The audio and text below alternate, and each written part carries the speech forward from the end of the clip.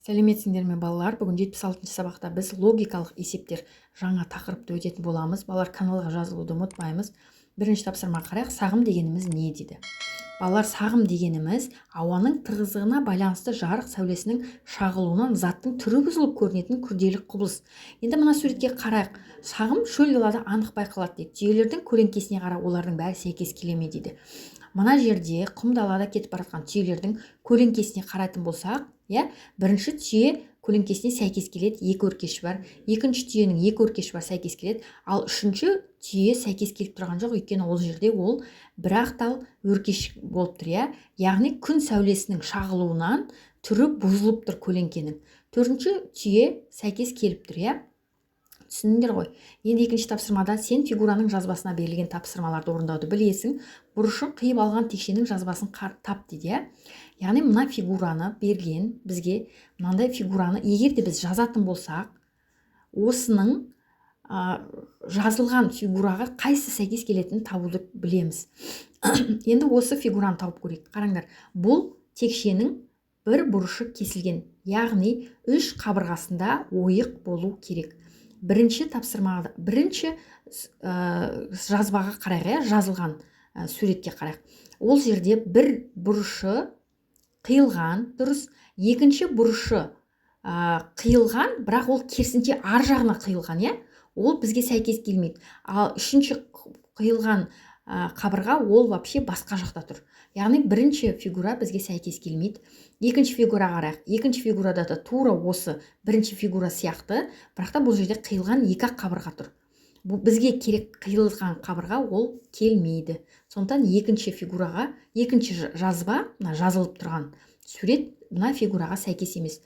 Ал енді үшінші суретке қарайық. Үшінші сурет қиылған жері бар, бірінші қиылған, екінші қиылған қабырға бар, үшінші қиылған қабырға бар. Яғни мына бұрышы қиылып алынған текшенің жазбасы үшінші сурет екен. Енді төртінші тапсырмаға қарайық. Қай фигураны бұрып қойды дейді, А нұсқасында. Қараңдар, мына жерде Г тәріздес фигурада, бірақ жанында көк түсті текшесі бар екен, Енді қараңдар, егер де осыны бұрды деп айтатын болсақ, біріншісіне сәйкес келмейді. Неге? Өйткені оның көк түсі Г-ның жоғар жағында тұрған сияқты, сондықтан бұл сәйкес келмейді. Екіншіге қарайық. Екіні егер бұратын болса, тура бағанағы фигураға қарама-қарсы ғып бұратын болсақ, екінші фигураға сәйкес келіп тұр, Сонда екінші фигураға қарама-қарсы бұрылды деп айтсақ болады. Енді үшіншіге қарайық. Үшіншіге сәйкес келмейді. Неге? Өйткені ол жердегі көк түсті текше ортасында тұр. Ол мынандай бұрышында шығып тұру керек. Сондықтан А нұсқасында екінші фигураны бұрып қойды дейміз. Енді Ә нұсқасына қарайық. Бұл жерде көк, жасыл, қызыл, сары, көк болу керек екен, Енді егер оны бұрды деп айтатын болсақ, тура осының бұрылғаны бұл біріншісіне сәйкес келмейді. Неге? Өйткені бұл жерде сары фигура, көрдіңдер ме, ортасында тұр. Ол сары фигура мынандай бұрышта тұру керек. Енді екіншіге қарайық. Екінші фигурада сары сондай бұрышында тұр. Барлық түс өз орнында тұр, яғни екінші фигураны бұрып қойды деп айтсақ болады. Ал үшіншіге ол сәйкес келмейді. Неге? Өйткені жасыл түстісі ол бұрыш шетінде тұр. Ал жасыл бұрышы жасыл түсті екінші бұрышта тұру керек болған, Сондықтан екінші фигураны бұрып қойды деп жазамыз. Енді бесінші тапсырмаға қарайық. Кесте бойынша есеп құрастыр және оны шығар дейді. Міне бізге тік төртбұрыш берілген екен. Енді оның ұзындығы, ені және биіктігі берілген, А, Б, С. Енді осы жерде көлемін табамыз. Көлемін табу формуланы білеміз. А көбейтілген В көбейтілген С. Яғни мына жерде 6-ны 4-ке көбейтсек 24, 24-ке көбейтсек 48 см квадрат болады. Енді екіншісінде қараңдар. А берілген, В берілген, көлемі берілген, Енді бізге биіктігін табу керек. Биіктігін қалай табамыз? С тең В бөлінген А көбейтілген В дейміз. Сонда бізде В жалпы көлемі 128 болып тұр ғой. Осы 128-ді бөлеміз. А мен В бізде 15 пен 3. 15 пен 3 емес, 16 мен 2 екен. 16 мен 2-ні көбейтсек 32, 128-ге бөлсек 4 дециметр болады. Енді төртіншісіне қараңдар. А белгілі, В-ны табуымыз керек екен. Енін табамыз. С бізде белгілі екен. Биіктігі белгілі. Жалпы көлемі белгілі 90 метр квадрат. Яғни В-ны табу үшін біз V бөлінген көлемі бөлінген А көбейтілген С. 15-ті 3-ке көбейтеміз, 45 болады. 90-ға 45-ті бөлсек 2 метр болады. Одан кейін үшінші есепте бізге жалпы көлемді табу керек екен, берілген барлық биіктігі де, ені де, ұзындығы да, осылай табамыз. Одан кейін төртіншісінде де бізге жалпы көлемді табу керек екен. Ал енді ең алтыншы есепте бізге биіктігін табу керек екен. Барлық есеп шығарылып тұр, соны жазып алсаңдар болады. Алтыншы тапсырмада есепте және тексерде 83.600-ді 76-ға бөлеміз, сонда 1100 шығады. Енді тексеруші 1100-ді 76-ға көбейтейік, сол кезде 83.600 шығады.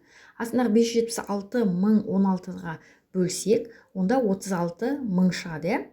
Енді осы 36.000-ді 16-ға көбейтсек, 576.000 шығады. Балар, қалған есепте тура осылай шығарып аламыз. Жетінші тапсырмада тапсырманы орында деді. Бөлмеге линолеум төсеу үшін жұмысшы бөлмедегі арқалық қойылған жерді қоспай бөлменің ауданына тең линолеум бөлігін сатып алу тиіс. Бөлменің жалпы ауданы табуымыз керек. Біз арқалық қойылған жердің ауданын табуымыз керек және линолеум салатын пайдалы ауданды табуымыз керекпіз. Қараңдар, жалпы ауданды табу үшін біз бөлменің ұзындығын қарайық, 9 метр екен, оның ені 4 метр екен. Яғни А тең 9 метр, В тең 4 метр. Енді жалпы ауданын табайық. А көбейтілген В, ол 36 метр квадрат болады. Енді арқалық жердің ауданын табайық. Ол 3 метрді 2 метрге көбейтеміз, ол 6 метр квадрат болады. Енді жалпы пайдалы ауданды білу үшін бөлменің жалпы ауданынан алып тастаймыз арқалық ауданды, арқалық қойылған жерді. Сонда 36-тан 6-ны алсақ, 30 метр квадрат болады. Сонда жалпы аудан 36 метр квадрат болса, арқалық қойылған аудан 6 метр квадрат, ал пайдалы аудан 30 метр квадрат болады. 8-ші тапсырмада ойлан және жауап бер дейді.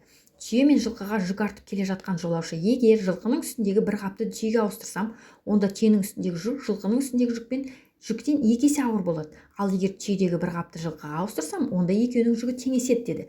Әр жануардың үстіндегі қаптың саны 10-нан кем.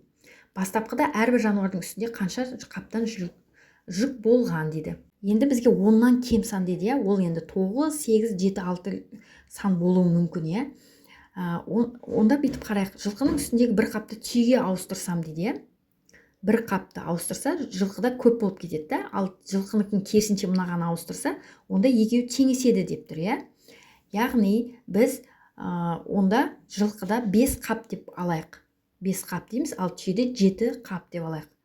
Сол кезде жылқыдағы 5 қапты, жылқының үстіндегі 5 қаптан бір қапты алып түйеге қойсақ, түйеде 8 қап болады, жылқыда 4 қап болып қалады. Сонда 2 есе көбейіп тұр түйенің үстінде. Ал егерде керісінше түйенің үстіндегі бір тал қапты алып жылқыға қойса, екеуі теңеседі дейді. Яғни түйенің үстінде 7 қаптан бір қапты алып тастаймыз. Сонда ода 6 қап қалды ғой. Енді сол бір қапты жылқының үстінде 5 қап соған қойсақ, ол да 6 болды. Яғни 6 тең 6. Яғни 2 жануардың үстіндегі жүк бір-біріне тең болды. Бұл есепті осылай шығарамыз. Енді 9-ші тапсырмада сұрақтарға жауап бер, тапсырманы орында дейді. Үшбұрыш қандай екі дөңгелектің арасында жасырылған? Олардың радиусын өлшеп дәптеріңе сыз дейді. Суреттен сендер не көріп тұрсыңдар? Қызыл дөңгелек, қызылдан кейін күлгін дөңгелек, одан кейін көк үшбұрыш, одан кейін сары дөңгелек тұр екен, Яғни бізге көк үшбұрыш қандай екі дөңгелектің дейді. Яғни қызыл дөңгелек керек емес бізге. Күлгін дөңгелек пен сары дөңгелектің ортасында көк үшбұрыш орналасқан дейміз. Енді олардың радиусын өлшейік. Күлгін дөңгелектің радиусы 10 мм, ал сары дөңгелектің радиусы 9 мм. Осыны дәптерлеріңе сызып алыңдар. Енді қандай фигуралар көріп тұрғаныңды жаз дейді. Жасыл түсті фигуралардың арасына қандай фигура желімденген? Мына жерде не көріп тұрмыз біз? Сары шаршы, жасыл үшбұрыш, қызыл дөңгелек, сары үшбұрыш, жасыл шаршы көріп тұрмыз, Енді бізге айтады, жасыл түсті фигуралардың арасына қандай фигуралар желімденген? Яғни жасыл үшбұрыш пен көк жасыл шаршының ортасында қызыл дөңгелек және де сары үшбұрыш жасырынған екен. Енді осыған ұқсас басқа тырша ойлап тауып желімдеп көрсет дейді. Өздерің көрсетсеңдер болады. Мысалы, шаршы, үшбұрыш, дөңгелек, фигураларды алып. Балалар, бүгінгі сабағымыз осымен аяқталды. Келесі сабақтарда кездескенше сау болыңдар. Сабақ ұнап жатса лайк қоюды ұмытпаймыз.